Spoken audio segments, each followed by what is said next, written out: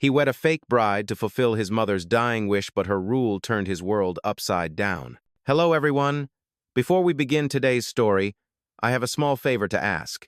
Please hit subscribe and turn on the notification bell so you never miss our channel's new videos. It's quick, free, and the best way to support us in bringing you more dramatic stories. Your support means the world to us. Where are you watching from? Drop your city or country in the comments below. Thank you very much. Now, let us return to our main character. He wed a fake bride to fulfill his mother's dying wish, but her rule turned his world upside down. Rain swept across the city like thin glass threads under the gray sky. Inside a private hospital room, the beeping of a heart monitor echoed steady but weak. Adrian Hale stood by the bed, his suit jacket still damp from the storm, his hand gripping the frail fingers of his mother. The oxygen mask covered half her face, but her eyes, gentle and tired, still searched for his. "Promise me, Adrian," she whispered through the hiss of the machine. "Before I go, I want to see you married. I want to know someone will love you when I cannot." He swallowed hard. Love. That word had long lost meaning for him, buried under business meetings, contracts, and the loneliness of an empire too large for one man. "I will, Mom," he murmured. "I promise." Her lips curved into a faint smile before sleep claimed her again. Outside, lightning flashed against the skyline, reflected in Adrian's cold gray eyes. He had made a promise he did not know how to keep. The next morning, he sat in his office on the top floor of Hale Industries, staring at a list of names his assistant had compiled: socialites, influencers, women his mother would have approved of. He deleted them all. "Too shallow," he muttered. "Too fake." Then came a knock. "Mr. Hale, your 2 o'clock is here," said his assistant. "Send her in." The door opened to reveal Lila Moore, a young teacher whose worn shoes and simple navy dress spoke louder than any introduction. She carried a folder pressed to her chest, her eyes wide yet steady. "Mr. Hale, thank you for seeing me. I am here about the tutoring position." Adrian looked up, something in her voice cutting through his fatigue. Soft, honest, unpolished. He noticed the faint ink stains on her fingers, the nervous bite of her lip, the hesitation that came from dignity, not fear. "There is no tutoring position," he said plainly. Her brow furrowed. "Then, why am I here?" He leaned back, studying her for a long moment. "Because I have an offer. You need money for your father's surgery, do you not?" She froze. "How do you—" "I make it my business to know things," he interrupted calmly. $200,000, paid in full. In exchange, marry me." The room went silent. Only the rain against the glass filled the space between them. Lila blinked, her voice barely a whisper. "Marry you? For money?" "For convenience," Adrian replied. "My mother is dying. Her last wish is to see me settled. You will play the part of my wife for 6 months. After that, the deal ends, no strings attached." She laughed once, disbelieving. "You think marriage is a business contract?" He met her gaze, unflinching. "Everything is a contract if you remove emotion." Her pulse quickened. She should have walked out. Yet the image of her father in that cold hospital bed, doctors asking for a deposit they did not have, chained her to the spot. "And if I refuse, then I will find someone else," Adrian said simply, his voice flat but not cruel. "Someone who will not think twice." Silence. The storm outside roared louder as if urging her to choose. Finally, Lila exhaled. "If I agree, there will be rules." Adrian raised an eyebrow. "Rules?" "Yes. No touching, no pretending in private, no lies outside the contract." A faint smirk touched his lips. "You are setting conditions for a man who is offering you $200,000? She looked straight at him. "I am setting conditions for myself." For the first time, something flickered in Adrian's expression. Respect, perhaps, or curiosity. He slid the contract across the desk. "Very well, Miss Moore. Let us make it official." As the thunder rolled beyond the window, Lila picked up the pen, her hand trembling just enough to betray the weight of the decision. She signed her name beside his, sealing a marriage that began not with love, but with necessity. And yet, as she looked up, she saw something in his eyes she could not name, an emptiness she did not yet know she was about to fill. The wedding took place quietly on a gray afternoon, the kind of day when the sky could not decide whether to rain or clear. Inside the courthouse, Everything smelled faintly of old paper and polished wood. Lila stood beside Adrian, her hands cold, her pulse steady only because she forced it to be. The officiant read the vows in a flat tone. There were no flowers, no music, no guests, only the soft hum of a ceiling fan and the click of a pen signing her name beside his. When the final word was spoken, Adrian turned to her, his expression unreadable. "Welcome to your new life, Mrs. Hale," he said. His voice held neither warmth nor cruelty, only distance. Outside, the storm had passed, leaving the streets slick with reflections. A black sedan waited at the curb. As they drove through the city, Lila pressed her palms together on her lap, staring at the skyline. She had crossed an invisible line, from ordinary life into something that looked like a dream but felt like a contract. When the car rolled through the gates of the Hale estate, her breath caught. The mansion rose from the hillside like a monument, tall glass windows, stone pillars, gardens sculpted with precision. "This is where you live?" she asked softly. "This is where we live," Adrian corrected, though his tone suggested otherwise. He led her through the vast foyer where light spilled through chandeliers. The silence was almost physical. Every footstep echoed as if the house itself were listening. He stopped at the base of the grand staircase. "Your room is at the end of the east wing. Mine is on the west side. The staff has been informed of your arrival. Dinner is at 7. You do not need to attend if you prefer privacy." Lila nodded. "Thank you." When he turned away, she looked up at the portraits that lined the hall, generations of Hales, staring down in oil and gold frames. They looked powerful, but lonely. That evening, she unpacked her single suitcase in a bedroom twice the size of her old apartment. Her father's photograph sat on the bedside table, beside the signed contract, folded neatly in an envelope. She touched it once, then closed her eyes. "It is only 6 months," she whispered. Downstairs, Adrian sat at a long dining table set for 12, eating in silence. The emptiness pressed on him like a weight. Across from the empty chair meant for her, he saw the ghost of his mother's smile, the way she used to fill this room with laughter. Now it was only the clink of cutlery and the echo of his own breathing. Days turned into a strange routine. Every morning, Lila joined breakfast briefly, polite but distant. She spent afternoons helping the housekeeper organize the library or walking through the garden sketching the fountains. Adrian buried himself in work, traveling between board meetings and late-night calls. Yet he found himself watching her more than he wanted to admit. One night, he returned home earlier than usual. The mansion was dim, lit only by a few wall lamps. From the music room, he heard a faint sound, a piano, soft and hesitant. He followed the melody and stopped at the doorway. Lila sat at the piano bench, her fingers trembling on the keys. The tune was uneven, but tender.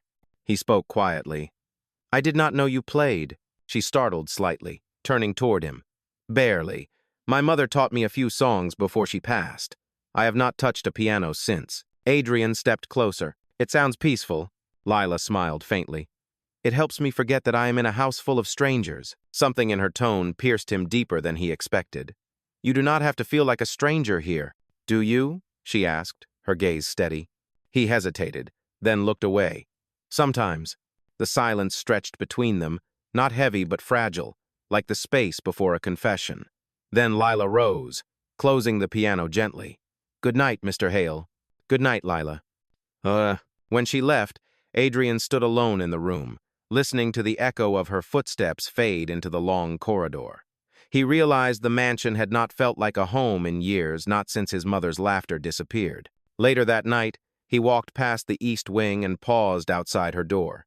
Through the crack of light beneath it, he saw her shadow moving, kneeling beside the bed. She was praying. Not for herself, he thought, but for someone else. He turned away quietly. For the first time in a long time, Adrian Hale felt the faint ache of something unfamiliar longing. And somewhere in that vast house filled with silence, two strangers under the same roof began to feel the slow, uncertain pull of a story neither of them had planned to write. Weeks slipped quietly into months, and what began as a cold arrangement slowly unfolded into something neither of them could define. The house no longer felt as hollow as it once did. The staff whispered about how the fake marriage seemed oddly real, though neither Adrian nor Lila spoke of it. They moved like two parallel lines, never crossing, but close enough to feel each other's presence. Every morning, Lila would take her tea in the garden where the roses grew along the marble steps. Sometimes, Adrian would join her without saying a word, simply sitting with a file in hand, pretending to read. He noticed the way sunlight caught in her hair, the way she hummed softly when she thought no one was listening. It unsettled him more than he wanted to admit. One morning, he caught her sketching by the fountain. She looked up, surprised. "You are up early," she said. "Work," he replied, then nodded at her notebook. "What are you drawing?" "Just the garden. It helps me stay calm." He studied the page. The sketch was delicate but full of life, the vines, the petals, the reflections on the water. He realized she had captured the only part of this estate that still felt human. "You are talented," he said. Lila smiled faintly. "Thank you. My mother used to say art keeps the soul from breaking." Adrian's throat tightened. "Your mother was right." From that day, something quiet began to shift. He found himself drawn to her laughter when she spoke with the cook, to the sound of her footsteps down the hall. She, in turn, began to see a different side of him, the man who paused to greet the gardener by name, who donated anonymously to a local school, who still kept his mother's piano polished, though he never played. One rainy evening, the power flickered out across the estate. Lila lit a candle and went to check the fuse box, only to find Adrian already there, sleeves rolled up, trying to fix it himself. "You could have called someone," she said, amused. "I am someone," he answered, smiling slightly. The candlelight softened his sharp features. "Besides, it feels good to do something real for once." When the lights finally returned, she noticed a streak of dust across his cheek.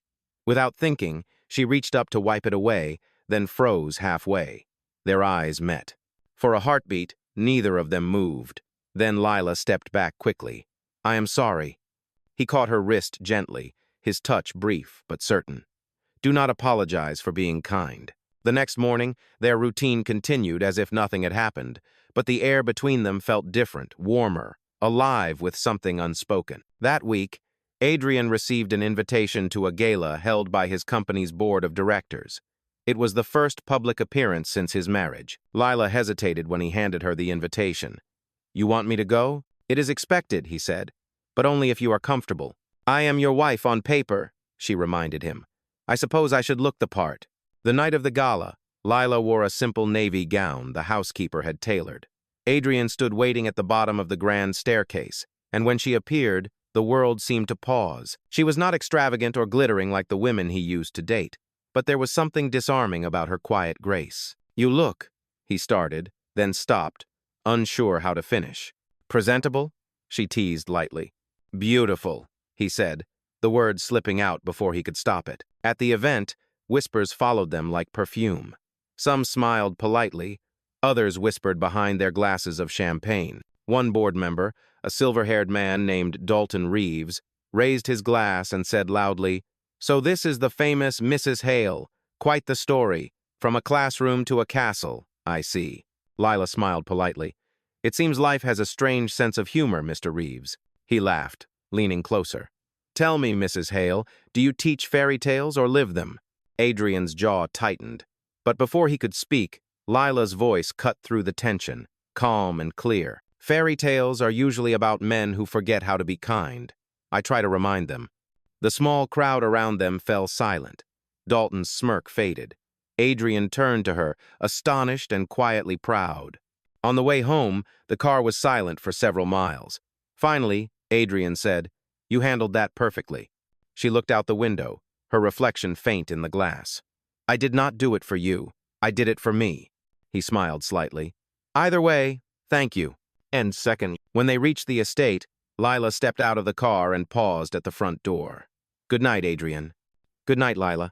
She walked up the stairs, her heels clicking softly, and he watched until she disappeared into the hall. For the first time, Adrian Hale realized that the woman he had married out of duty was becoming the one person who made him feel alive. And as the night wind moved through the open balcony, the promise he once made to his dying mother began to feel less like an obligation and more like the beginning of something real. The days after the gala felt different, though neither Adrian nor Lila spoke about it. Something unspoken lingered in every glance, every small silence that stretched between them. The house staff sensed it too, the quiet shift, like a tide turning under calm water. One Sunday morning, Lila found Adrian in the garden trimming the rose bushes himself. He wore a simple gray shirt, sleeves rolled up, a streak of sunlight cutting across his face. "You do not strike me as the gardening type," she said lightly. He smiled faintly. "My mother used to do this. Said roses grow better when you talk to them. Do you talk to them too?" "Not yet," he said, then looked at her. "I was waiting for a good listener." She laughed softly, but there was warmth in her eyes that had not been there before. They worked side by side for the next hour, sharing few words but easy, quiet. When she reached for a thorned stem and pricked her finger, he caught her hand instinctively. A drop of blood bloomed on her skin. "Hold still," he murmured, pulling a handkerchief from his pocket.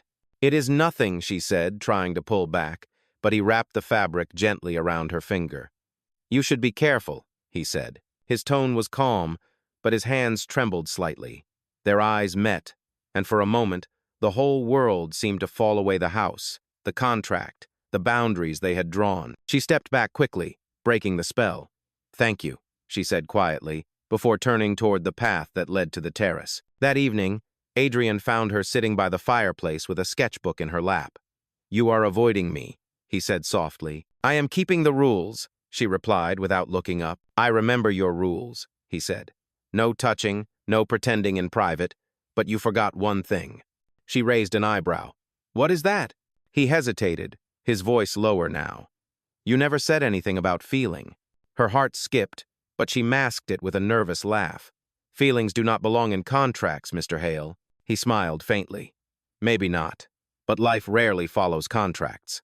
The firelight flickered between them, painting their faces in gold and shadow. Lila closed her sketchbook, stood up and whispered, "Then maybe we should stop before we break something we cannot fix." She left the room before he could answer. Over the next few weeks, Adrian's work grew heavier. The board had begun questioning his decisions, and rumors swirled that the new Mrs. Hale was a charity case ruining his reputation. He ignored the gossip, but it ate at him quietly. One night, he came home late to find Lila asleep on the couch in the library, surrounded by open books and sketches. The reading lamp cast a warm circle of light around her. He stood there for a long time, simply watching her breathe. For years, his life had been defined by ambition and loss. But now, looking at her, he realized that peace could look like this: small, quiet, and completely unexpected. He reached down to cover her with a blanket. As he did, a loose paper slipped from her sketchbook and fell to the floor. It was a drawing of him, his face softened by light, eyes not as hard as he imagined himself to be. At the bottom corner, she had written in small letters, "What kindness looks like when it forgets it is supposed to be cold." Adrian froze, then folded the drawing carefully and placed it back. He whispered, "You see more than you should." The next morning, Lila woke to find a note on her desk written in Adrian's precise handwriting. "Dinner tonight. Just us. No contracts, no rules. Please say yes." She almost tore it up, but something stopped her. That evening, she went downstairs. The dining room was candlelit, the long table replaced by a smaller setting near the window. Outside, rain tapped softly against the glass. Adrian stood when she entered, his usual confidence replaced by something vulnerable. "You came," he said simply. "I did," she answered. Dinner passed quietly. They spoke about small things: music, books, the garden. Then Adrian leaned back, studying her. "You make this house feel alive again, Lila." She looked down at her plate. "That was never part of the deal." "I know," he said. "But some things cannot be written in a deal." The silence stretched again, filled only by the rain. Lila's heart pounded as she met his eyes. For a moment, it felt like the world was holding its breath. Then Adrian spoke softly. "You once said your rule was no touching unless it was real. So tell me, would it be real now?" Her breath caught, but before she could answer, the door burst open. His assistant, pale and trembling, stood in the doorway. "Mr. Hale, I am so sorry, but there is a problem. Someone leaked your marriage contract to the media." The color drained from Lila's face. Adrian rose sharply. "What?" "It is everywhere. Headlines, interviews, everyone knows it was a business arrangement." For a moment, neither of them moved. Then Lila whispered, "So that is what we were to them, a transaction."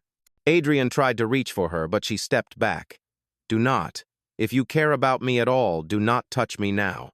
She turned and walked out of the room, her footsteps echoing against the marble floor.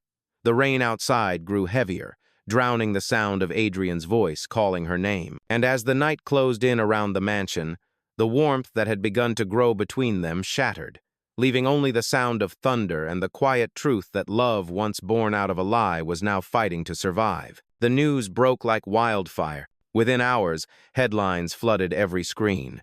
Billionaire's fake marriage exposed. Adrian Hale paid a woman to be his bride. Reporters swarmed outside the gates of the estate, their flashes cutting through the rain like lightning. Lila stayed in her room, curtains drawn, her phone buzzing endlessly with messages she refused to open. Every word, every headline, every photo felt like a weight pressing down on her chest. The world believed she had married for money, and maybe they were right. But they did not know the truth that had bloomed quietly between them. Adrian spent the morning in meetings with lawyers, his jaw clenched, voice clipped. "Find out who leaked it," he ordered, "and shut it down." End of chapter. But by evening, even his control could not contain the storm. His board of directors demanded explanations, shareholders called for statements, and gossip networks devoured the story. To them, it was proof that Adrian Hale had finally fallen not through business, but through the one thing he had sworn to avoid: emotion. When he returned home that night, the mansion felt emptier than ever. Lila's suitcase was open on the bed, half-packed. She turned when she heard the door. "So it is true," he said quietly. "Yes," she replied, her voice trembling. "They know everything." He took a step closer. "Do not leave. We can fix this. I will protect you." Her eyes filled with tears, but she shook her head. "Protect me from what, Adrian? From your world? From the truth?" "This was never supposed to happen," he said. "I never meant for you to get hurt." Lila's voice broke. "And yet here we are. Every promise, every look, it all means nothing now, because people will only ever see me as the girl who sold herself for your mother's dying wish." He reached for her hand, but she stepped back. "Do not," she whispered. "You made me believe this could be real, but real things do not come with contracts." Her words cut deeper than any headline. She picked up her small suitcase, pausing at the doorway. "You kept your promise to your mother. Now I have to keep mine to myself." When she left, the sound of the front door closing echoed through the entire house. Adrian stood frozen in the silence. Days passed. The media frenzy burned out, as all storms eventually do, but the emptiness inside him did not. He avoided interviews, ignored board meetings, and stopped showing up at the office. The garden wilted from neglect, the piano gathered dust again, and the housekeeper whispered that the mansion felt haunted. One night, Adrian wandered into his mother's old room. Her photograph sat on the nightstand, smiling the same calm smile she always had. He sank to the edge of the bed and whispered, "You wanted me to find someone who could love me for who I am. I did, but I was too proud to tell her." The next morning, his assistant burst into his office. "Sir, we found the leak. It was Dalton Reeves. He sold the contract documents to the press." Adrian's eyes hardened. "Handle the legal side quietly," he said. "But there is something else I need to do." He spent the next few days planning a public event in honor of his late mother, a charity exhibition she had dreamed of launching but never saw finished. At the heart of it, he placed something new: the Art of Grace, a gallery featuring paintings and sketches inspired by kindness. The final piece hung in the center of the room, a framed copy of Lila's drawing of him, the one she thought he never saw. On the opening night, journalists and guests filled the hall, curious to see if the disgraced CEO would even show his face. When the lights dimmed, Adrian stepped onto the stage. The crowd quieted instantly. He spoke clearly, his voice steady but raw. "You have all read the headlines. Yes, my marriage began as a contract, but what you do not know is that somewhere along the way, I learned what real love looks like. It looks like honesty, it looks like courage, and it looks like a woman who walked away rather than live a lie." The audience shifted in silence. Cameras clicked.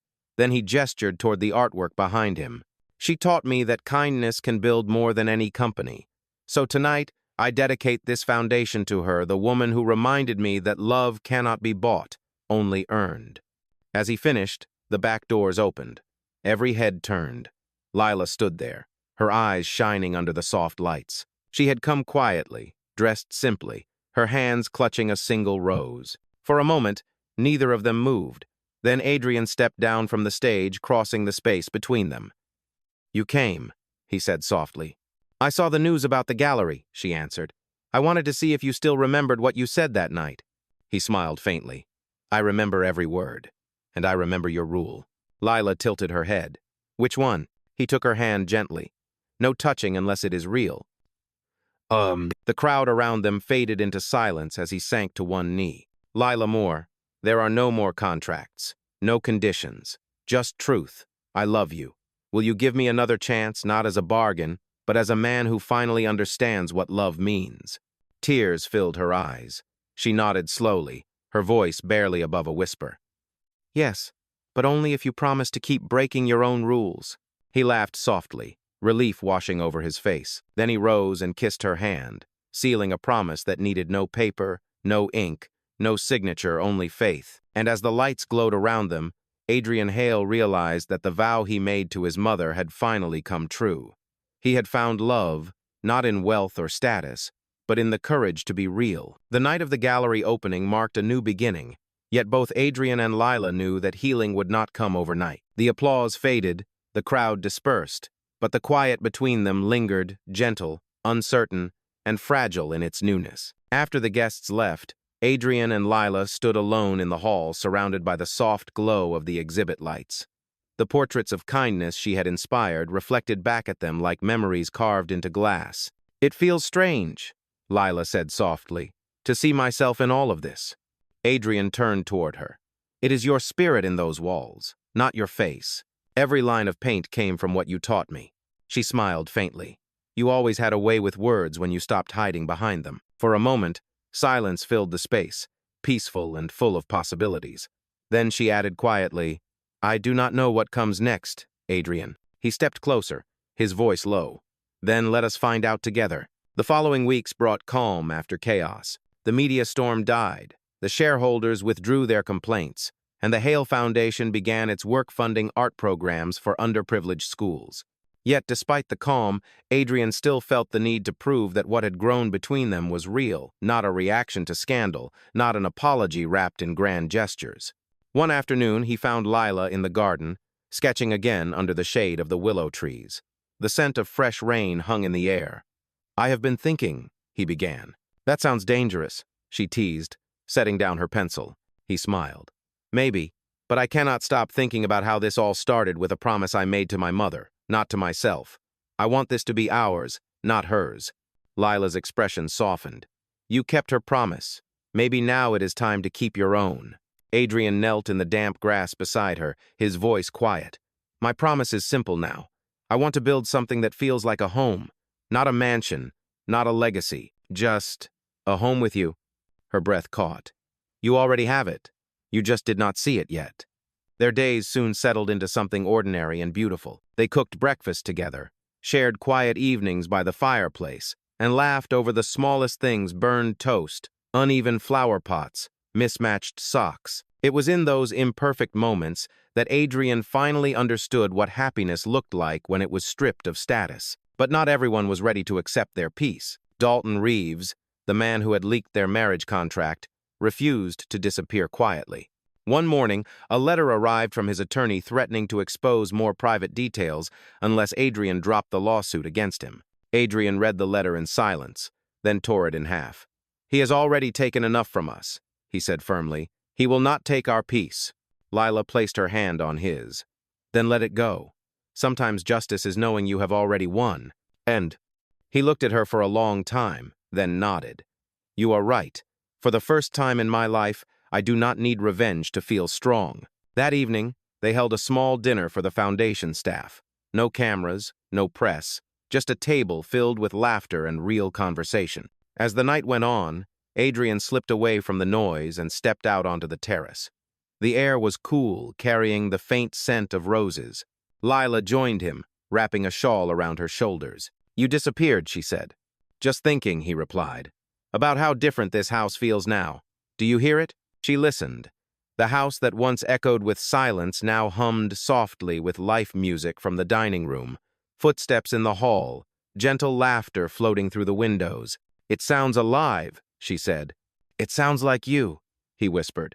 They stood there together, watching the city lights flicker in the distance. Then Adrian reached into his pocket and pulled out a small velvet box. "I know we already said our vows once," he said quietly, "but that was for a contract. This time, I want it to be for love." He opened the box. Inside was a simple gold band, elegant and understated. No diamonds, no spectacle, just a promise that means something. Lila's eyes glistened. "You really think we can start over?" He nodded. "We already did." Her voice trembled, but her smile was sure. "Then yes, 1,000 times yes." He slipped the ring onto her finger, and the world seemed to exhale around them. Somewhere inside the house, the old piano began to play. One of the staff had turned it on by mistake, but to Adrian, it felt like his mother was there, smiling through the music. Lila leaned her head against his shoulder. "Do you think she would approve?" He looked up at the stars. "I think she finally can rest." As the melody carried through the halls, the man who once believed love could be negotiated held the woman who had proven him wrong. The roses swayed gently in the night breeze, and the house that had once been built on loneliness now stood as a home born from truth. And for the first time in years, Adrian Hale felt whole, not because of wealth, not because of redemption, but because he had found the one thing that could never be written in any contract: love that stayed. Spring came early that year. The garden bloomed with color, and for the first time, the Hale estate felt less like a monument and more like a home. Adrian and Lila moved through their days with the easy rhythm of two people learning to live, not just survive. She painted in the mornings by the terrace windows while he worked from the study, pausing sometimes to watch her from afar. It was not a habit of control, but of quiet admiration, proof that love could exist in stillness. One morning, as sunlight spilled through the curtains, Adrian walked into the kitchen to find Lila already there, sleeves rolled up, hair tied back, humming softly while stirring pancake batter. "You know we have a chef for that," he said, smiling. "I know," she replied, "but the chef does not know how you like your pancakes slightly burnt on the edges." He laughed, a sound that still felt new even to himself. "You remember everything." "I remember what matters," she said. That day, the Hale Foundation held its first art showcase for children from the city schools. Lila guided them through the hallways, showing them her sketches, explaining how color could tell stories when words fail. Adrian watched from a distance as a little girl tugged at Lila's sleeve and said, "You are lucky. You live in a castle." Lila knelt down to the child's level and smiled. "A castle is just a house. What makes it special are the people who care inside it." Later, when the children left and the halls grew quiet again, Adrian approached her. "You turned this place into something my mother would have loved." "She already loved it," Lila said. "You just gave her memory a second life." That evening, they shared dinner on the balcony as the sun melted into gold over the city. For once, Adrian did not think about shareholders, headlines, or contracts. He thought about the way her laughter carried into the night air, how her hand fit perfectly in his. But life has a way of testing even the strongest hearts. A few weeks later, Lila received a letter from the hospital, the same one that had once treated her father. They wanted to honor her late father's memory by naming a new art wing after him, funded by the Hale Foundation. She cried when she read it, overwhelmed by gratitude. Adrian found her on the steps, the letter trembling in her hands. "He would have been proud," Adrian said softly. She looked up, her voice shaking. "You made this possible." "No," he said. "You did. You brought meaning back into everything I had built." The next morning, they visited the hospital together. As they walked through the new wing, a nurse handed Lila a small plaque engraved with the words, "In memory of Thomas More, whose daughter taught us that compassion heals all wounds." Tears welled in her eyes. She turned to Adrian. "He used to tell me that kindness always finds its way home. I did not believe him until now." Adrian brushed a tear from her cheek, his touch tender. "Then I am glad you found your way home, too." Back at the estate, they stood in the garden beneath the same willow tree where she had once sketched alone. The roses glowed in the fading light. Lila reached for his hand. "Do you ever think about how it all began? A promise, a contract, a lie." He smiled, squeezing her fingers. "Yes, and somehow, all the wrong beginnings led me to the right ending." As dusk settled over the city, they stayed there together, two souls who had once been strangers bound by paper, now bound by truth. The wind carried the scent of roses and the faint echo of music from the open window, a reminder that love, once real, never needs to be written down to last forever. Summer arrived with golden mornings and soft, lingering evenings. The Hale estate had changed, less polished, more lived in. The grand halls that once echoed with silence now carried laughter, music, and the rhythm of ordinary life. For Adrian and Lila, each day felt like a quiet victory over the past. One afternoon, as sunlight streamed through the tall windows, Adrian stood in his study reviewing foundation reports. The door opened gently, and Lila stepped inside holding a wrapped package. "You have been working too much again," she said. He looked up, smiling. "It keeps me out of trouble." "Ugh. Not from me," she teased, placing the package on his desk. "Open it." Inside was a framed sketch. It showed the garden behind their home, but with one difference, two figures stood beneath the willow tree, their hands intertwined. In the corner she had written, "The day silence finally spoke." Adrian stared at it for a long time before he said quietly, "It is perfect."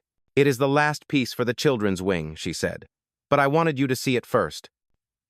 He rose, walked around the desk, and rested his hands on her shoulders. "You realize this drawing belongs here, not in a gallery." Lila smiled. "I think you just want to keep it for yourself." He leaned closer. "You are right." That evening, they hosted a dinner for the foundation staff and the hospital board. The event was simple, no press, no speeches, only genuine gratitude. As guests mingled under strings of lights, Adrian stood beside Lila, watching her greet everyone with the same warmth she had once given strangers in the rain. When the last guest left, the garden fell into quiet again. Fireflies glowed between the rose bushes, and the air smelled faintly of lavender. Adrian poured 2 glasses of wine and handed one to her. "Do you ever think about how far we have come?" "All the time," she said softly. "Sometimes it feels like it happened to someone else." He shook his head. "No, it happened to us. Every step, every mistake, every promise." She studied him for a moment. "You have changed, Adrian. You are not the same man I met that day in your office." "Neither are you," he said. "You were a woman trying to save her father. Now you are saving so many others." She looked down, touched. Maybe that is what love does. It turns survival into purpose. The wind stirred the trees, carrying the faint sound of a piano from inside the house. Adrian smiled. "Do you hear that? The same song you played the night the power went out." "I remember," she said. "You said it sounded peaceful." "It still does," he whispered, "but only because you are here." They danced slowly under the open sky, the world around them fading into gentle stillness. For a moment, it felt as if time had folded back on itself, the lonely man, the desperate woman, the lie that began it all, now transformed into something honest and whole. When the music faded, Lila rested her head against his chest. "You once told me everything is a contract if you remove emotion," she said softly. "Do you still believe that?" Adrian smiled, his voice steady. "No. Now I know that love is the only thing that needs no contract at all." The night deepened, wrapping them in quiet warmth. Beyond the gardens, the lights of the city shimmered, but neither of them looked away from each other. Their story had begun with a deal signed in desperation, yet it ended with a promise that required nothing but truth. And as the last fireflies drifted through the summer air, Adrian Hale finally understood that love, once real, does not demand to be perfect, it only asks to be kept. Autumn returned to the city with the scent of rain and the sound of leaves brushing across the stone steps of the Hale estate. The once sterile mansion now breathed like a living thing, full of warmth and quiet joy. The story that had begun as a lie had found its truth, and for Adrian and Lila, every day was a reminder that love had rewritten what once seemed unchangeable. The morning of their anniversary arrived softly. Lila woke to find a note on her bedside table, written in Adrian's familiar, careful handwriting. "Meet me in the garden at sunset. Dress comfortably. No shoes required." She smiled, curious, and spent the day finishing sketches for the foundation's next campaign. As evening came, the air turned golden. She stepped outside barefoot, her long dress brushing the grass, and followed the path lined with candles. At the heart of the garden, beneath the same willow tree where their story had shifted from contract to connection, Adrian waited. He stood beside a small easel covered with a cloth. "You are late," he said gently. "I wanted to make sure you missed me," she replied. He laughed softly and lifted the cloth. Beneath it was a painting his first. The strokes were imperfect, hesitant, but full of heart. It showed the garden bathed in twilight, two silhouettes standing together beneath the willow. "It is beautiful," Lila whispered, running her fingers along the frame. "You painted this?" "With a little guidance from someone who told me art keeps the soul from breaking," he said. "I thought it was time I learned." Her eyes glistened. "You always surprise me." Adrian took a breath, the weight of years behind his words. "Do you remember what I said the first time we met? That everything is a contract if you remove emotion?" "I remember," she said softly. "I was wrong. Life without emotion is not safety, it is emptiness. You taught me that." He reached into his pocket and pulled out a small box. "We signed one contract once. I would like to replace it with something real." Inside was a new ring, simple, gold, engraved with words so small she had to hold it close to read them. It said, "No more terms." Her breath caught.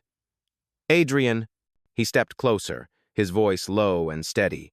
"This time, I do not need witnesses, lawyers, or paper. Just your yes." Lila's eyes filled with tears.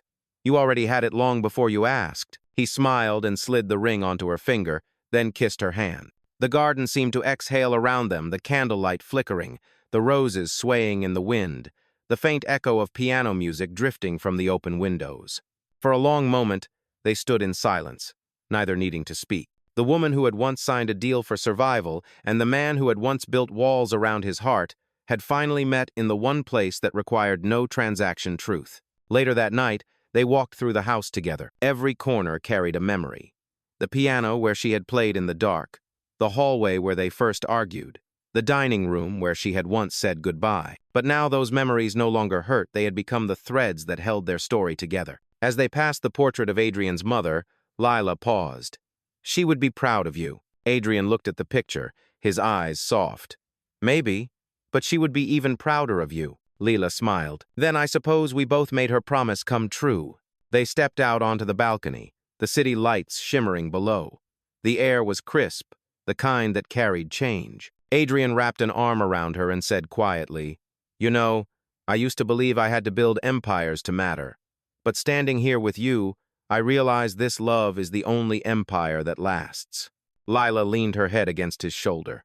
"And it needs no contract, no conditions, just care." He nodded, "And keeping it alive every day." Down in the garden, a new plaque had been placed at the base of the willow tree. It read, "For those who believed love could not grow from a lie, look closer."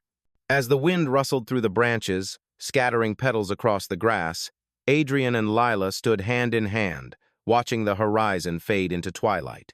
The man who had once married for obligation now lived for devotion. The woman who had once loved out of mercy now loved without fear.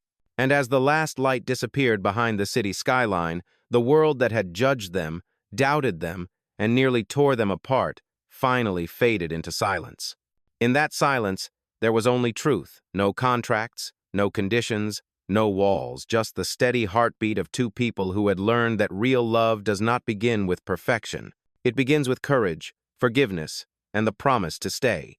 And this time, that promise was forever.